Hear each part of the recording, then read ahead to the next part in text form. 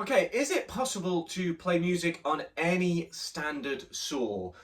Short answer, yes, but it's more difficult on a classic kind of hand saw from a hardware shop than it is on a musical saw. The difference being this is really thin and wobbly, which makes it a lot easier to do all of that bending that you need to do in order to make it make a sound. It's also really quite long, so not all saws you get from a shop are going to be this long. The longer, the more range you can get out of it, so that can be useful as well.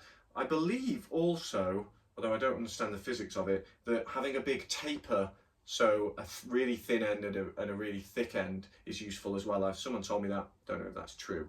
But you could take any saw and play it. The problem with a good saw for sawing is it's really quite rigid, and that's going to put a lot of pressure onto your arm when you are trying to play it. You can get what's called a cheat to cheat around that, which means you don't have to actually touch the end of the saw with your hand. You can get a wooden block that just makes it a bit easier to do that. I don't use that, a lot of people do.